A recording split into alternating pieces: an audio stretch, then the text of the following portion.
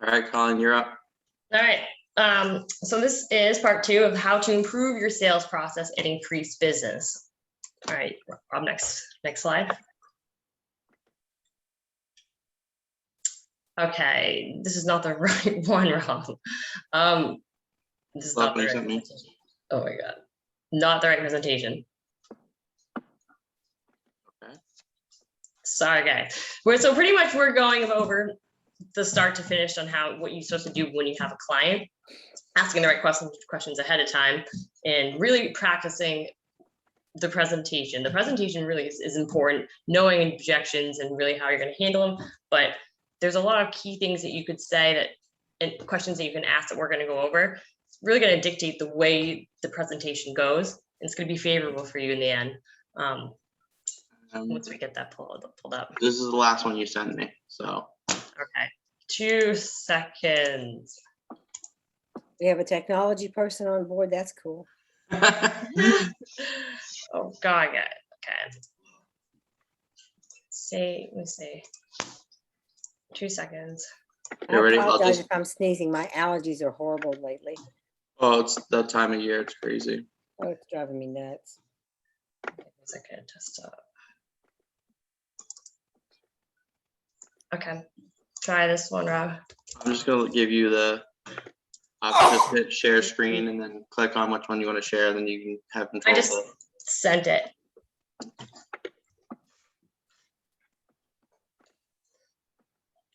Now, actually, who thinks that they do a pretty good sales presentation? Who? Rob, JT. No, I mean, but have you guys practiced it? Who flies by the seat of their pants? You fly around the seat. Bonnie, have you practiced it? No, I fly by the seat of my pants. There's a friend of mine. So far, it's working. Yeah, I mean, so I just find, because I prospect from cold people, from cold people. I get my prospects that way.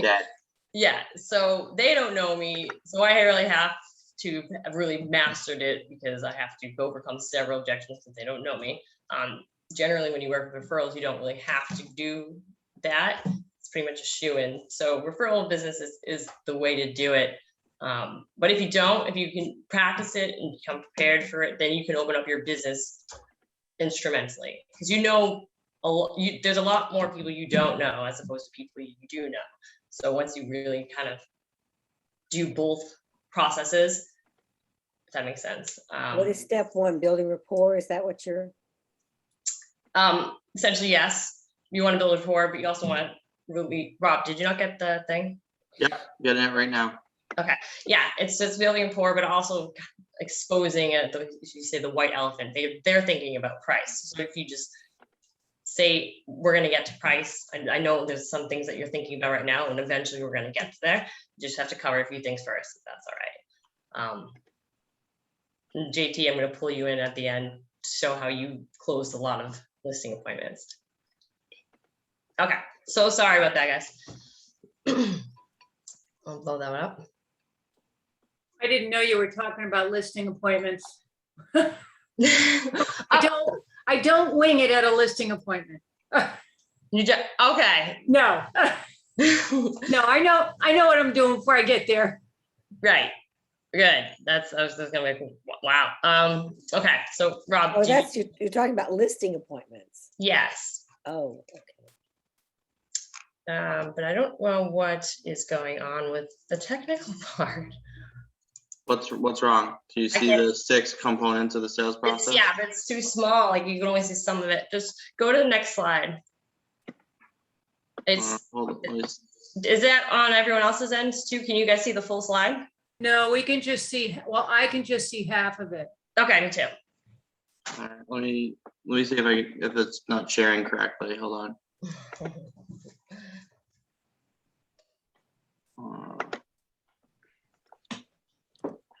Better? No.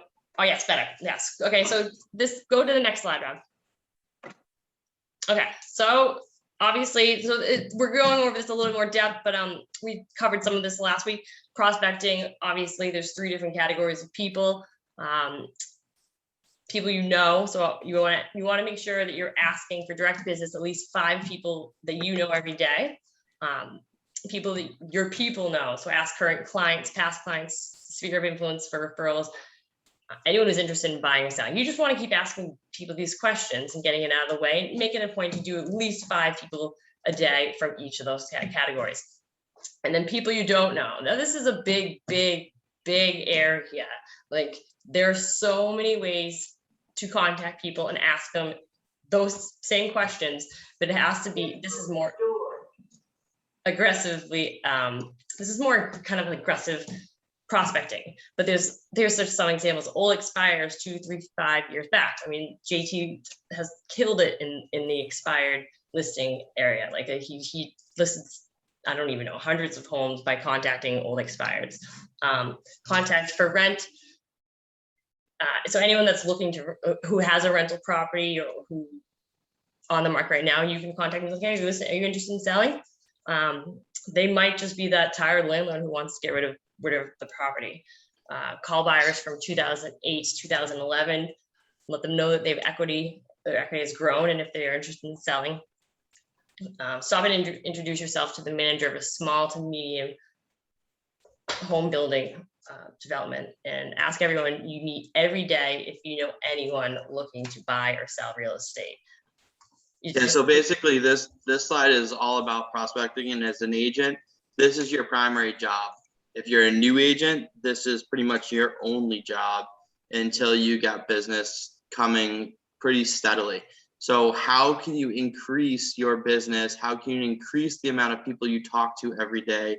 How can you increase the amount of potential opportunities for a sale, by talking to everyone? How can you maximize your basically your conversations with these people as well? So that's kind of what this slide is saying, and these are some really good ideas for you to be able to accomplish that if you haven't thought about doing that yet.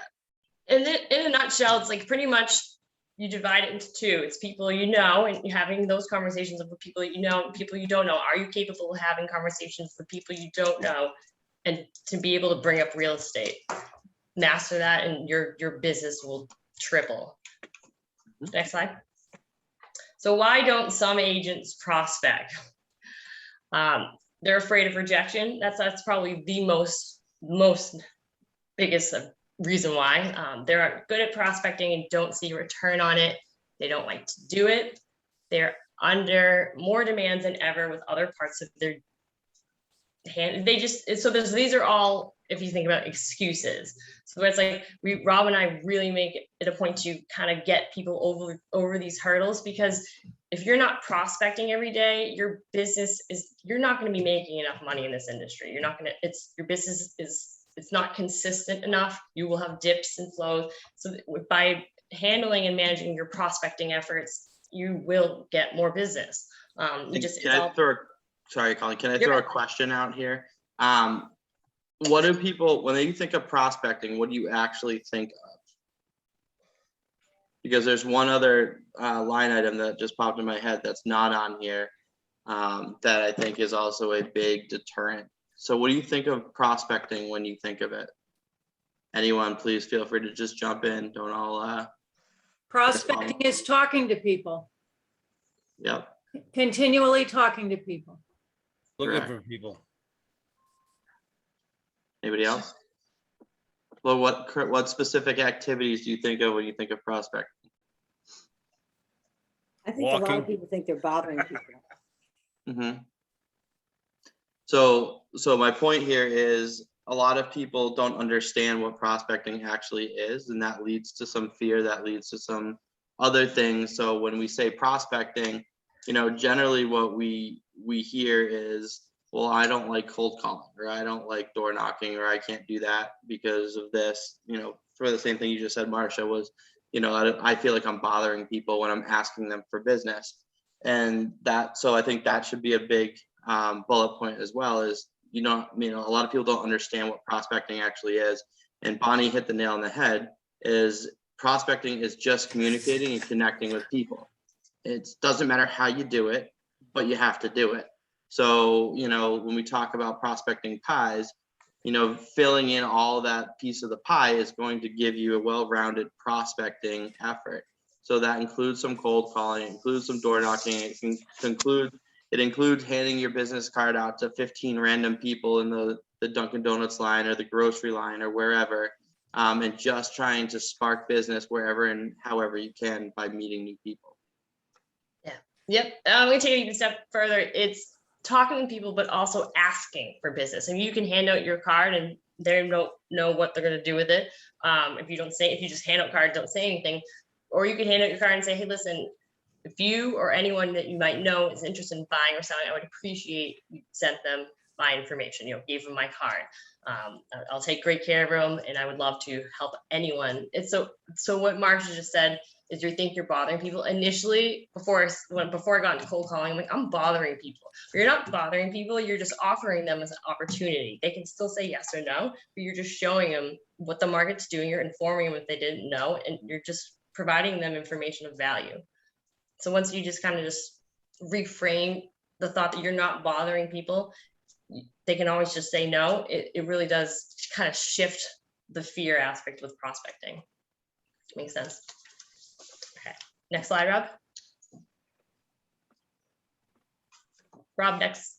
Okay, thank you. All right, so after prospecting, so you want to get all the important information. If you door knock and you don't get, and someone is interested and you forget to get their phone and name and email, that's a lost lead. You want to make sure that you have their phone, email, and contact information, and then when you get back, put it into your CRM. You want to know what their time frame is. So you want to make sure if they are moving 3 to 6 months, that's a pretty hot lead, and you want to stay on top of it. So once you know the timing, you'll know how often you should make touches and reach out to them. So there's, in this example, so say we have hot lead, we just met, and you just set up a time to meet, to go over and get show the listing presentation. So what you do in the meantime is you prepare a CMA, 3 to 5 comparables. You want to make sure it is exactly that they are exactly the owners. So you go to the property for your site and just confirm who both owners are. And then I just like to call to confirm the listing appointment before I go. And then I said, what I'm going to do before I get there is I'm going to send you the exits listing presentation, and just, it kind of shows all the marketing efforts that we're going to do. And then before I go to the appointment. Rob, next. Okay, so at the listing appointment, when you pull up, they're naturally always looking out the window. You are being observed from the point that you pull up. So don't just be scrambling, trying to find, the folder with all the comparables. Just have that ready to go. When you pull up, I pull up with a clipboard, look presentable, and I start looking around, checking out the curb appeal. And I just note any suggestions, maybe you want to clean up this area in front. And then ultimately, that's before you get to the door. And when you get to the door, introduce yourself, thank them for allowing you to meet with you, and ask if they, which is kind of cool. So you ask, because this is beforehand, and you ask if they're meeting with any other agents. And if they do, if you really want to kind of separate the tone, you can ask how their meeting went with the other agents, and was there anything that they didn't like? Something that rubbed them the wrong way with their presentation. What that's going to do is it's going to further separate you in a more favorable way if they have anything that they didn't like. And if they ask you, well, why you ask it? It's just like, I just like to perfect my process. And if I hear from sellers that they didn't like the guy making fun of the walls or something, like I will take note of, don't make fun of it's just whatever objection they're saying, you just like to make yourself be more favorable.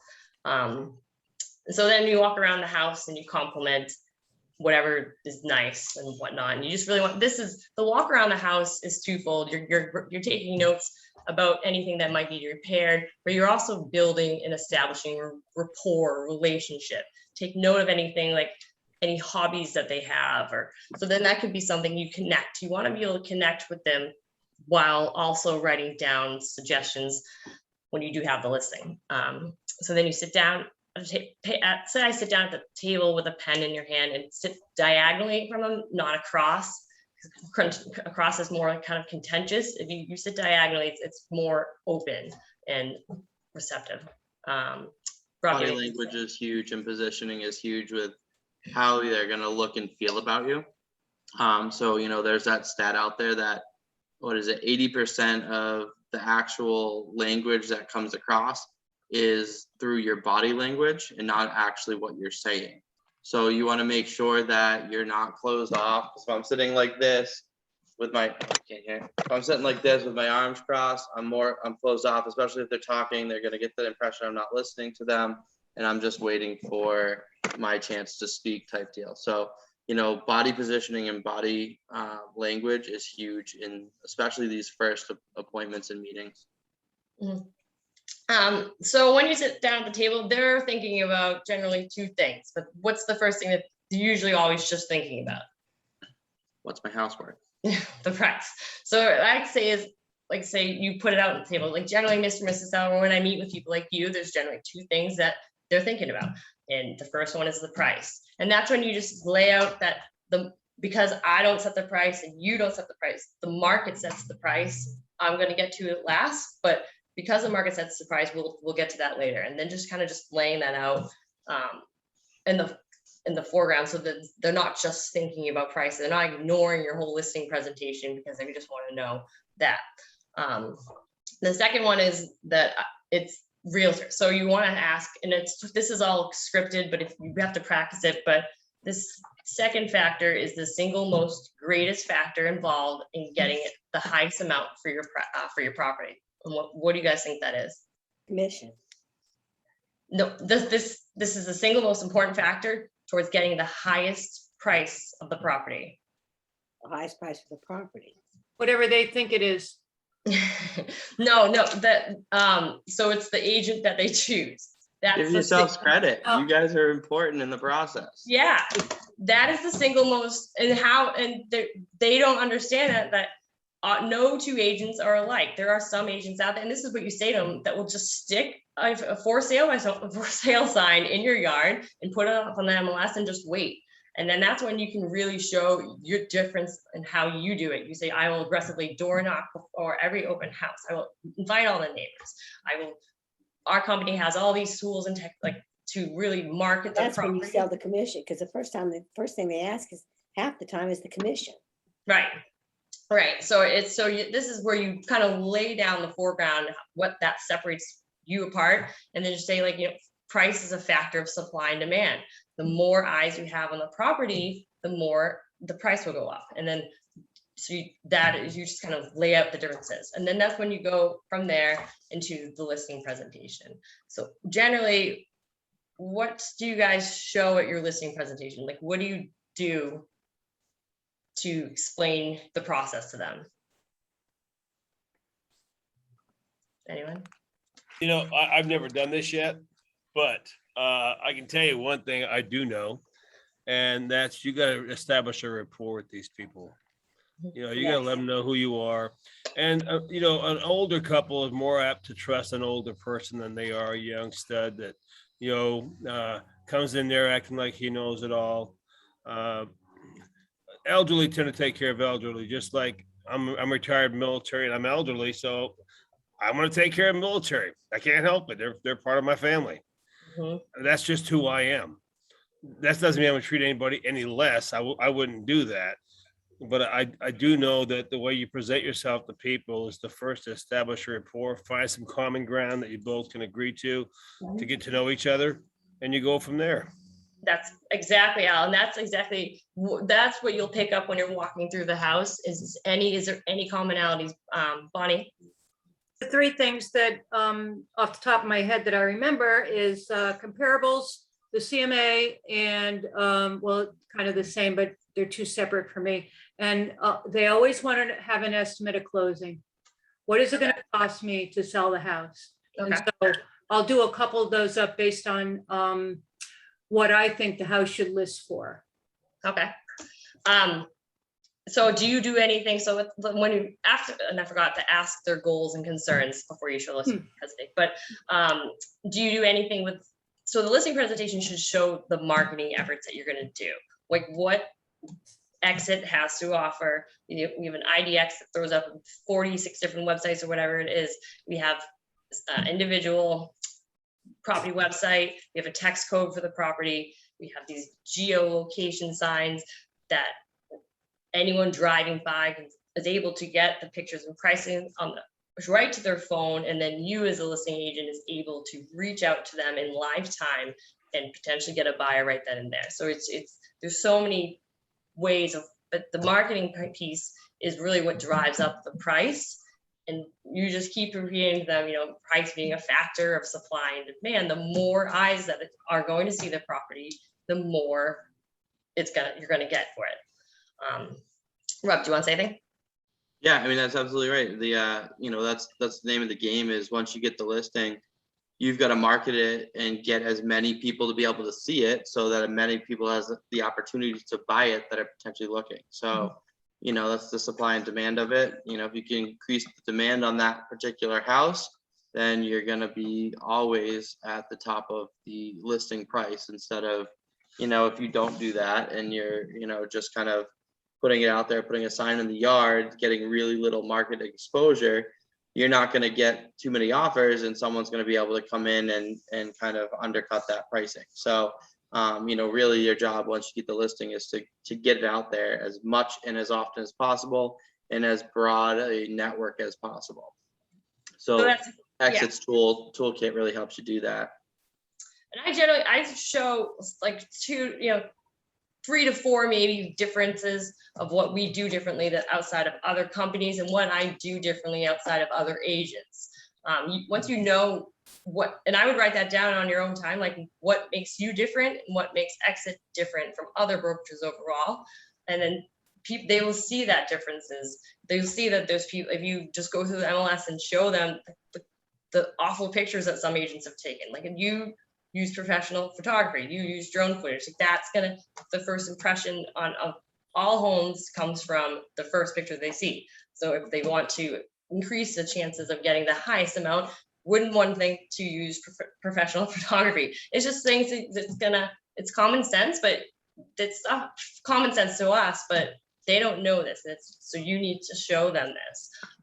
And then when I lay out the CMA, you want to get to 3 to 5 properties, and you want to order them lowest to highest. And the highest one is the one that's going to be around the number that you want to list the property at. The lowest one should really kind of, forgive my French, but piss them off.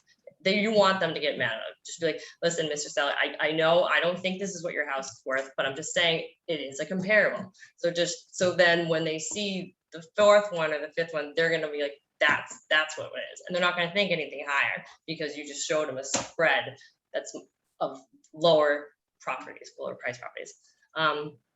And so once you say that, and then you guys agree upon a price, you're going to say, you then reiterate that you're going to do direct and indirect efforts, that all your efforts are going to lead to the highest price for their property. And then that's when you ask if they had any questions, and then you close them, meaning willing to go ahead and hire you as their agent. Yep. Basically, you've gone through, you've answered all the objections, and you ask if they have any more questions. The questions will drag out any more further objections they might have.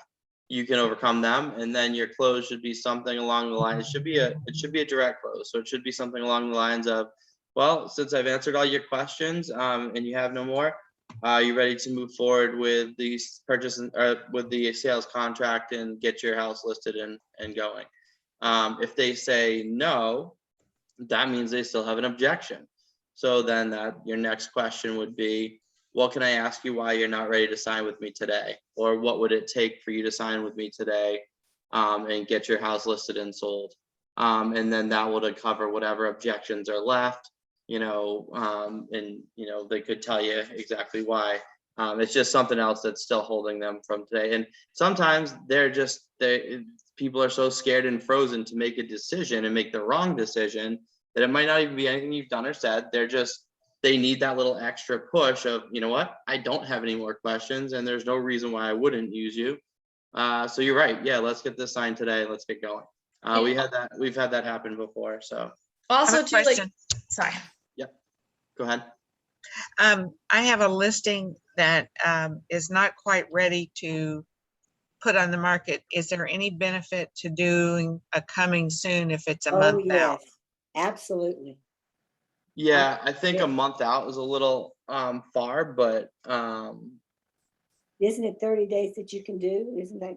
you can put it on coming soon for 6 months if you wanted to. There's no Oh, yeah. limit to how long you can put coming soon to.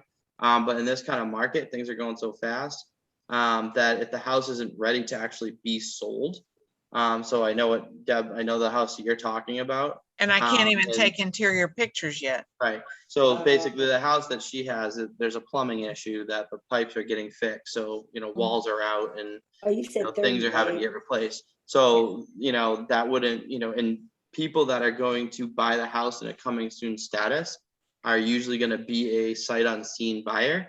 And so as soon as they see it and they see it in disarray, they're probably going to back out of that contract. So, so I would wait until you get closer, probably 2 weeks out if you wanted to do that. And then put coming soon and have a plan to take the interior photos, a week before or something like that, whenever the construction is going to be done on it. And then make it go live, because you might get some offers, sight unseen offers, and then you can just explain to them, hey, this is what's going on. The pipes are getting fixed and, everything's gonna be back to normal, but I just want to let you know, if you're gonna see it before they're ready, this is what you're gonna see. So you Right. can set that expectation, but a month out is a little bit, for that Okay. particular one is a little bit too much, I would, in my opinion. Okay. And JT, real quick, can you tell them, so JT's philosophy is never leave the listing presentation, never leave without a signed contract. So JT, can you just show some of the things that you say to get the contract signed or get them on the way to using you? Yeah, sure. Hi, everybody. Can you hear me okay? Yes. Okay, so just a couple of things, by the way, Colleen, Rob, everything you said, awesome, 100%. I just have a couple of statements that I was thinking of. While you're walking through the property, I always find something to compliment them on, okay? Whether it's the children, the cousin, the dog, the cat, that's the human element. Then find something or some things on the property that you love. Never lie, okay? Don't say, I love that scratched up refrigerator there, No, I mean, find items that you love and keep on harping on it, that you love it, that you love it. To me, that is an extremely important, it builds a relationship between you and the client, and it shows that your humanness is coming out. So that's complimenting, and make it truthful. Do not, because if you lie and, poor dog looks like a mouse, you don't want to, because it'll come out as fake. Anyway, so the market analysis, okay? Make sure that you're spending time explaining the market analysis, especially the sold and active comps, to the person or people that are sitting there, and you want to over accentuate your compliments. Oh my gosh, well, your house has a 4-bedroom. This one is, now this one's only 3-bedroom. Yours has an extra half bath. So that's worth a considerable amount extra. Whatever you could think of without using the BS factor, be sincere and tell the truth. So you want to do that. The CRM, I just read something literally yesterday. One huge reason why realtors flunk and fail out of real estate is they don't use a CRM. So for the love of God, please get yourself for CRM, whether it's the Realty Juggler that me and Colleen use, or if you don't want to spend the $179 a year, I will literally spend a half an hour with you if you call me, and there's a tickler file that I could teach you how to use an index cards and do it 1985 style. Okay, I did that. Well, it was 1990 style, but I did that with that and was very successful. So, but you have to 100% use a CRM. And there's no ifs, ands, or buts about it. And if you don't, to me, honestly, your days are numbered. Yeah. That's how strongly I feel about CRMs. But JT, how do you get, so what are some of your objections for the close? Oh yeah, sorry. Okay, well, you're gonna get a lot of objections. Well, yes, thank you, for coming here. But like I said, my husband and my wife, we're gonna have to discuss, which company we want to go with. This other company, they're in 20, countries. This other country has the highest number of listings. So what you want to do is you want to, before we even get to that point, you've hopefully established a strong rapport. Find things you have in common. Al's in the military. So if you're pro-military like I am, I would be thanking him every minute for his service. Just find commonality, whatever it is. Children, decor, a sports team. If you see something on there that they're from Boston or they're from New York or wherever or whatever it is, and you have that in common. I'm sorry, Colleen, I always get off in tangents. Okay. So what do you say? How do you get them to overcome? Like, how do you overcome? The overcoming of it. This is what I did, and I was a young kid with no fear, and I did have a very high percentage of listings, okay, that I signed up and that closed. So it works. Now, that being said, you don't leave the property until you get a signature. When you're talking, you're always talking with this in your hand. You know what this is, y'all? No. It's called a pen. Okay. And the pen and the paper, the listing agreement sitting on top of the table right there is always there. So you're talking with the pen openly with them. So they know eventually they're going to take that pen and they're going to sign. Some objections could be, well, we still want to think about it. Okay. Well, don't say, oh, okay, that's great. When you're done thinking about it, give me a call. Have a great day. Nice meeting you folks. If you do that, 99% of the time, you will never get that listing. So you're going to have to be a little bit tough. You're going to have to be a little bit, you have to have a lot of confidence, and you just have to hit that objection without being rude or nasty or coming off as being, a jerk. So you're going to have to develop that, and you could practice with, Colleen and Rob and all, and even myself if you want to, but you want to overcome those objections. So if the objection is, we have to think about it, Well, JT, what do you say? Well, I say, look, well, what is there to think about? You met me. Don't you love me? My company is awesome. I told you about this, the mobile business card, the this, the that. We're going to do this for you. We're going to have open houses for you. I mean, what if they say they haven't met with all the other, they have two other companies to meet with? I love that. That's awesome. And that's very common as well. Now, this is what I've done. Oh, really? Okay, Mrs. Seller. What company I'm gonna role play with you, Marcia. Okay. What company haven't you met with yet? I haven't met with Coldwell Banker, and I haven't. Coldwell Banker. Okay. I used to work with Coldwell Banker years ago. Well, let's go ahead. Why don't you go ahead, and who's the agent? Can I ask, please? Joe Blow, yeah. Joe. Oh, yeah. I know. Good old Joe. Okay. Do you happen to have his phone number?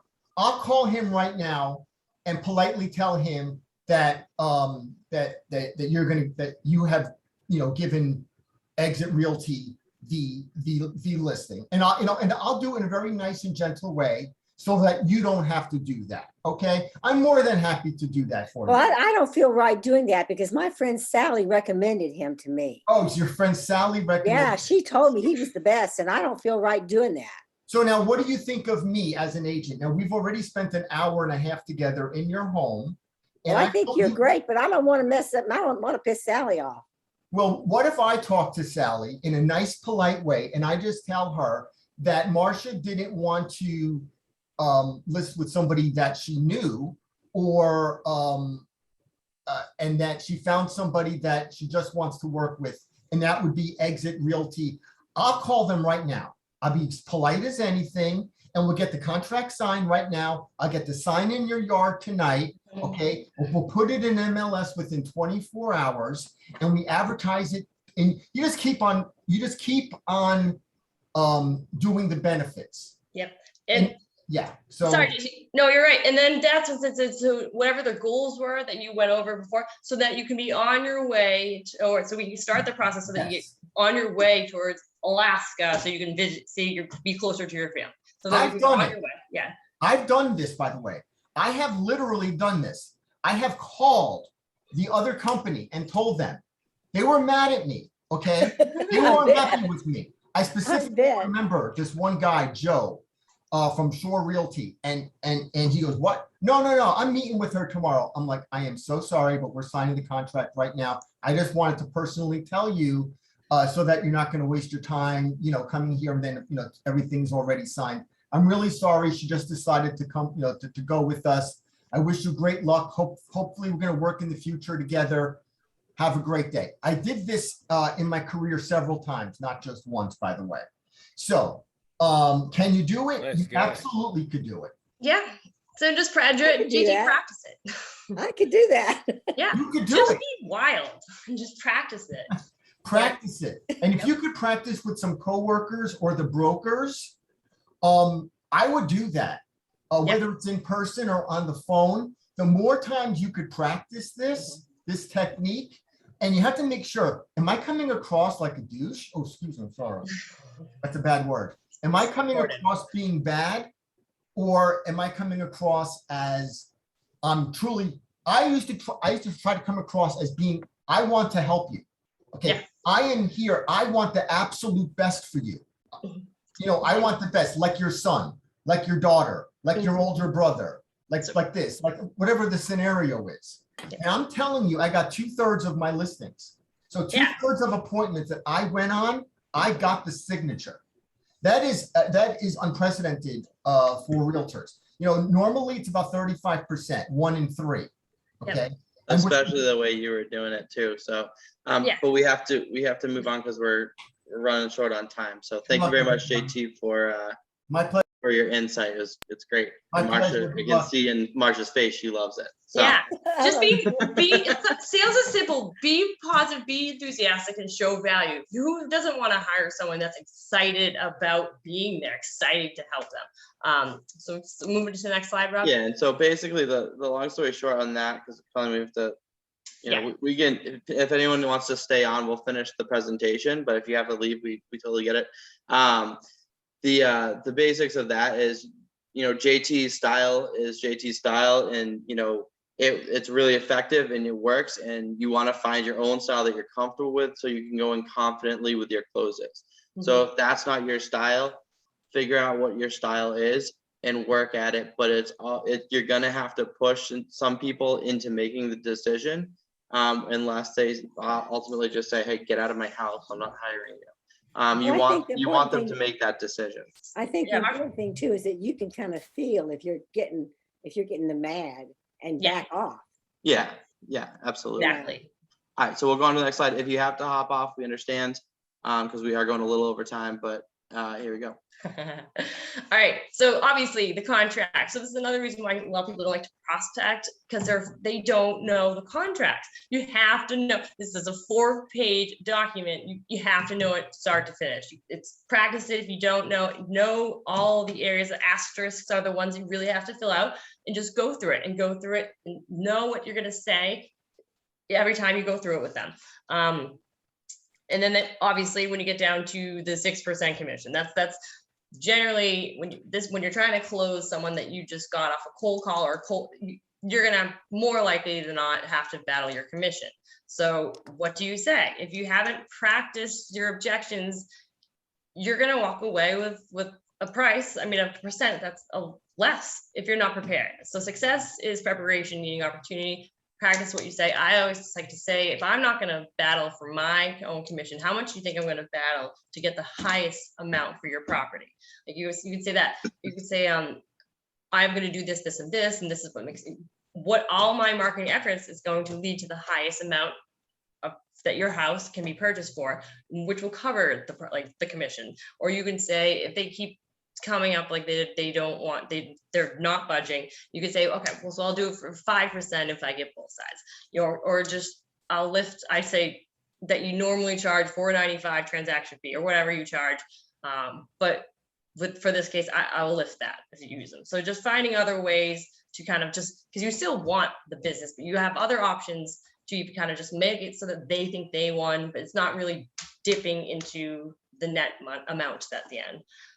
If that makes Yeah, sense. you want to show your worth, you want to show your value. If you've done that, then they'll still ask for a lower commission, but they're not going to push for it. Mhm. The ones that push for it are either the ones you probably don't want to work with, or they're the ones that you haven't sold your value yet as to why you deserve that amount. Yeah. So they want to see that, and sometimes they just want to see that you're willing to work with them a little bit too, and that they have control of the process. You could even say normally charge $6.95 transaction fee, which is technically not true, but it could be. You could, through a situation you were thinking about charging $6.95. So they think, oh wow, okay, she's gonna lift that. They'll walk away. You both just won. So Rob, next slide. Okay, and then sorry, I'll just buzz through. Okay, so while you want to show them from the beginning that you run your business primarily on referrals. So you lay that out in the foreground. You give him or her your business cards and say throughout the transaction, if you hear of anyone that's interested, because you're going to have conversations, I would appreciate if you gave him my card and let them know that I'd love to help them out too. Because I do go above and beyond for my clients so that I can run my business off referrals. So it's just, you say it from the beginning, I run my business off referrals, give them your cards so that they can hand them out to anyone during the process, and lay that on the foreground. And then how you kind of obviously set up what's going to happen the next few days, but then they can, oh yeah, and also the mobile business card, you even send it to them and have them send it to other people as well. But then you want to lay down the foreground, that because people will contact you constantly unless you lay down the foreground. Listen, what I'm going to do from here on out is I'm going to be actively marketing, aggressively marketing your property. I'm going to reach out to you every Monday morning at 9 and kind of fill you in on the last week's events and the showings and the feedback. And then we can go from there.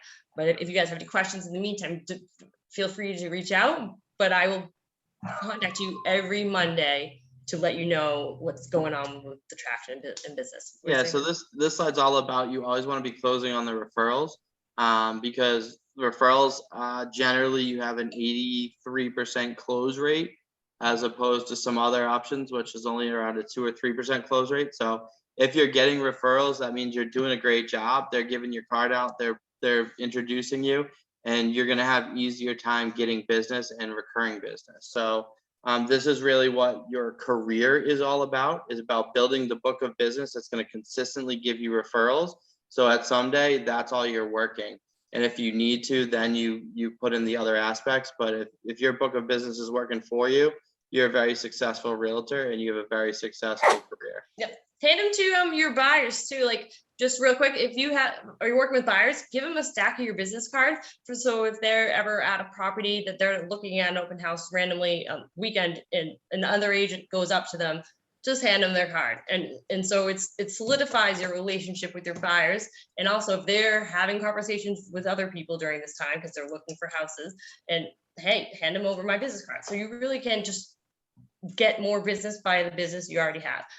And so we're at closing now and the house closed. How do you stay on top of mind with your clients? There's a 3-3-3 follow-up method. 3 days after the house closed, you pick up the phone, you call them and say, hey, just want to make sure everything's going smoothly. You guys love the place. And I just want to just kind of touch base and see, have you moved in yet?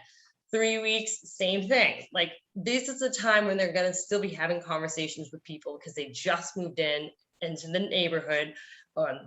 So you want them to have your cards and have your information and send them out to people and be top of mind from here on out, because this is when they're going to be talking about it the most. In 3 months, you want to do a pop by, kind of come by, bring muffins, obviously just say, hey, I'm going to be in the neighborhood before my morning appointment. I'd love to stop by and just check out and see what you've done in the place. You do this, you're going to make clients for life. Genuinely, do you guys like coffee and muffins? I'll bring you some of that, and I'll love to see what you guys have done. And then from there on out, just follow up twice a month, like their stuff on Facebook, send them stuff through market reports or email. You really just want to stay on top of their mind from here on out. So when it does come down the line, when they hear someone moving, or if they want to move again, they're going to think of no one else but you. And then client appreciation, that's for you. So sorry, questions? Anyone have any questions? Sorry, went a little overboard. Question mark, you said something about a transaction fee. I've never heard of that. What is that about? So, okay, Rob, do you want to answer it? Yeah, so pretty much every company, or for the most part, charges a transaction fee. And that goes to, you know, for us, it goes to pay your exit dues. So, you know, what your exit fees are in each transaction. And so that way you're getting your true split. Some companies charge $6.95, some companies charge $4.95, we charge $2.95. And that we let you have the sole option of what you want to do with that.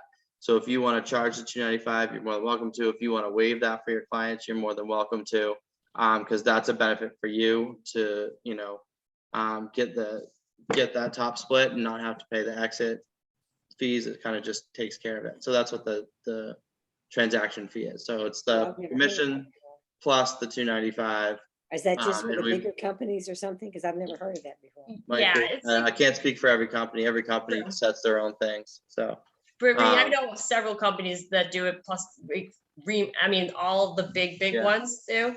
It's a good negotiating piece too, because like I said, we just lifted, if I have someone like wanting to reduce my commission, I literally, it's only $2.95, but I'll say, I normally charge $6.95. So it's like transaction fee, but I'll lift it in this case, if, you know, to keep my commission. Like you can use it as leverage. But also you can just put it in the contract, and normally, I mean, I haven't had any objections with that. no, we haven't either. But it's But, it's in the contract. the- Yeah, you put in the That's yours. contract, you explain it. We have a separate form that you can actually have them sign. But as I said, you know, you can use it however you want. You know, like, you know, it can be a veteran discount if that's what you want to use it for. It can be, there's a lot of different, you know, you can pretty much utilize that however you feel you need to. You know, this is what we do for family and friends, so that way they're not trying to get you to do it for 3%. You know, whatever it is. They want to see that you're working with them and giving them something back. So Right. that's something you can use that's fairly inexpensive to give to them. Any questions? Sorry for going overboard. You know, after listening to JT, I'm gonna buy an RV and just park outside their houses. That's all you need to do. But, Then they'll sign it. Nice. Yeah. I guess, yeah, honestly, it's just have fun with it. It's really, once you start having fun with objections, it really just makes it so much smoother. But, Mhm. all right, Cool. well, thank you guys for coming. Sorry again, we went overboard. Have a great Okay. day, everyone. Have a great one. Good week. Thank you. Thank Bye-bye. you. Awesome. Have a great day.